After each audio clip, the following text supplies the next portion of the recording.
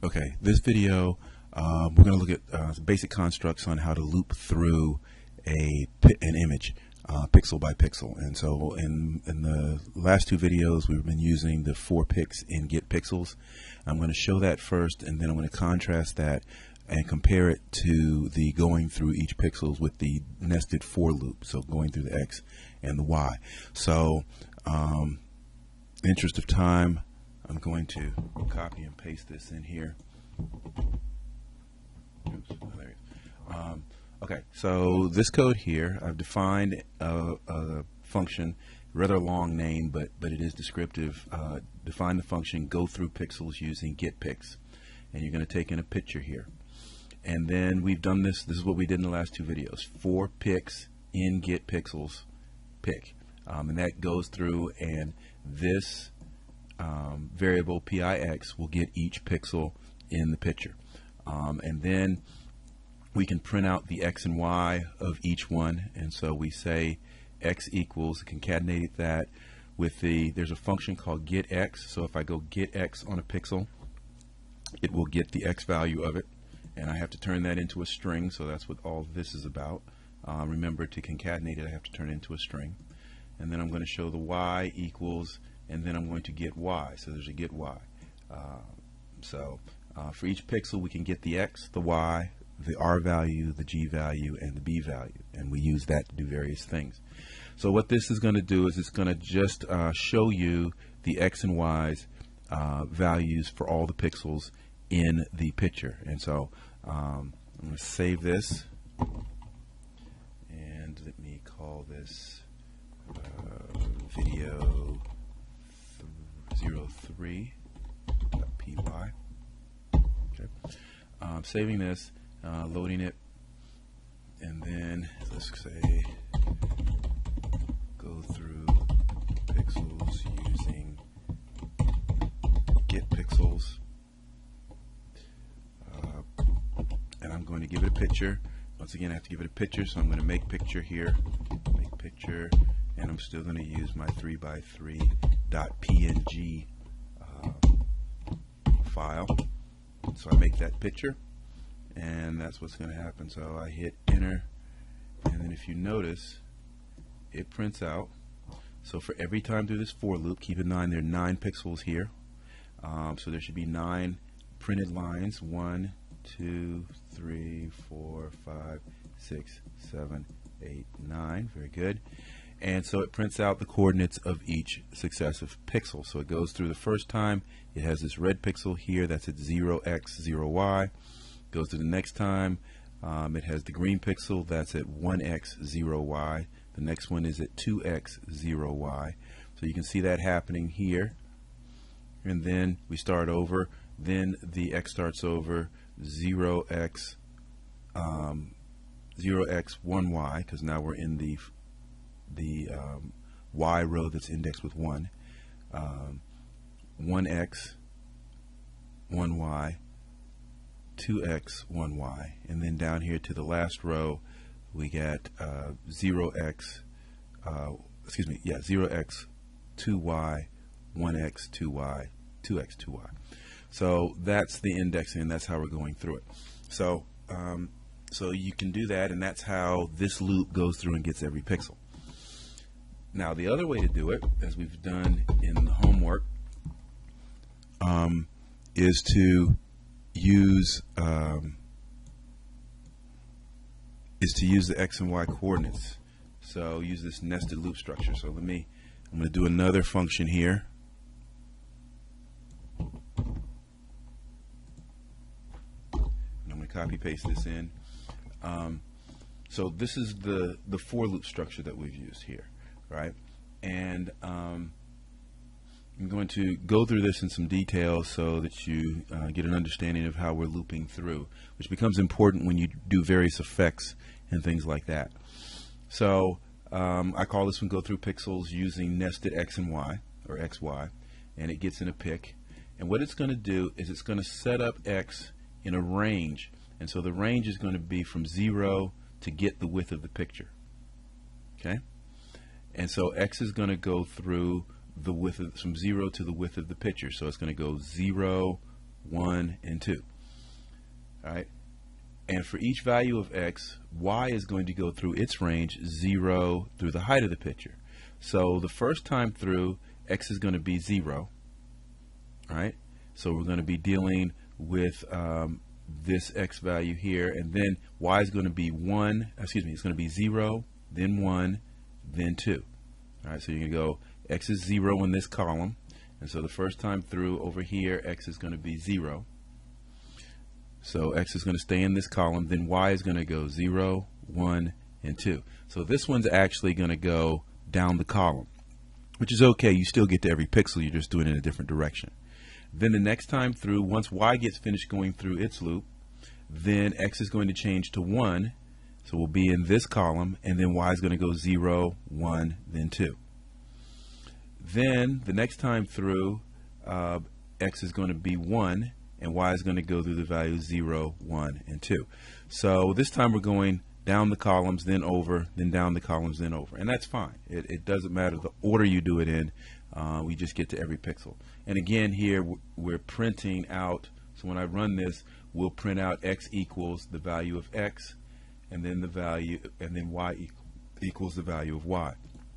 So let's go ahead and save this, load it, and then I'm going to run it here. I'm going to change the name of the function down here using nested xy. Hit enter, and now you see the first time we have x equals 0, so x stays at 0. That's the outer loop. That's this 4 right here. X will equal 0, and then inside of that, y is going to go 0, 1, and 2. And then we go back up, x will change to 1. So that's these 3 here, and you can see y goes 0, 1, and 2. And then the next time through, x goes to 2, and y is 0, 1, and 2. So that's how we're getting through that loop. Now this can look some different ways. You can and do the same thing. And so you may see it in different ways. So let me go through a couple of different looks here so that you sort of get an understanding of how many different ways it could look. Okay, so one way we could do it, and I'm going to call it, I'm going to copy and paste this, then I'm going to change it, and all of these are going to do the same thing. They're just going to look differently, and it just depends. It's going to help your breadth of understanding. So I'm going to call this one Go Through Pixels using Nested XY. I'm going to call it 2. So the functions have different names. You don't necessarily have to put the 0 in there. What happens is, oops, I don't know why the get with went away, why the purple went away, but no, let's do this. Get with. Okay. So if you don't, in range, if you don't put a 0 there, it will assume that the 0 is there, because usually with range you give it a start value, comma, and then the end value, and the range goes from the start value to 1 minus the end value. However, if you only put one thing in here, then it assumes that the start value is 0. So you may see this way, and actually on the practice test, there are a couple line of codes that look this way. So that's why I'm going over here. But this does exactly the same thing. If I save this, save, and load this, and then come down here and run Go Through Pixels using Nested XY 2, you'll see we get the same output, okay? Because it's defaulting to start at 0 here and go to the end. Now, if you don't want to start at 0, then you do have to put the beginning and then comma and then the end value in both of these, okay? So that's another way that it could look. It could also look, and we did this in the homework. Let me copy and paste this here.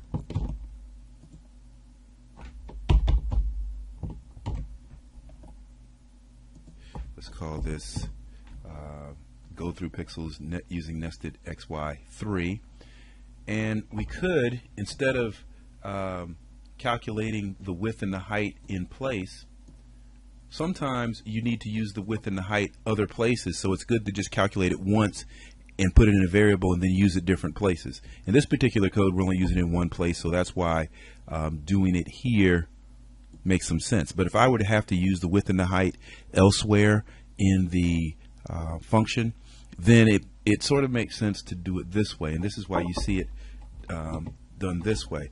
I'll create a variable called width equals get width of the pick, and then a variable a variable w equals get width of pick, and then a variable h equals get width, get height,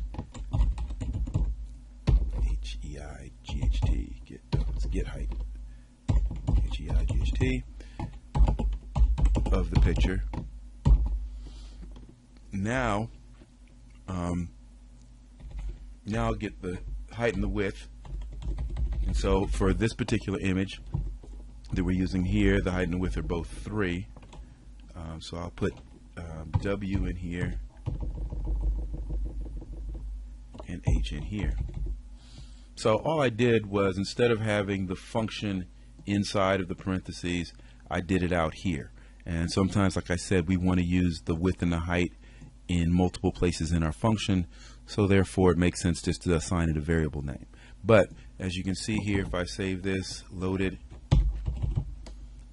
and change this to go through pixels using nested XY3 and hit that, it gives me the same output.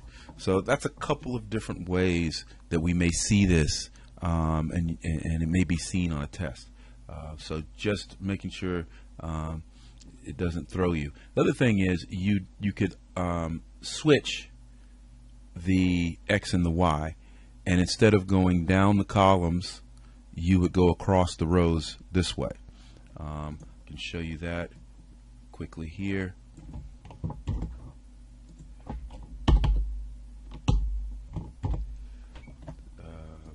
Let's call it go through pixels using nested XY4, and let's switch these two, and let's put Y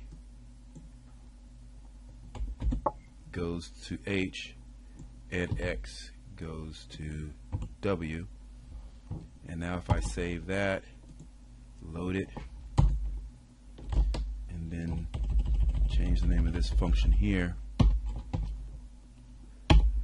then you see what's happening here is now X is going from, Y is staying constant, so Y is 0 and X goes 0, 1, 2, and then over here then Y goes to 1, as you can see in these three.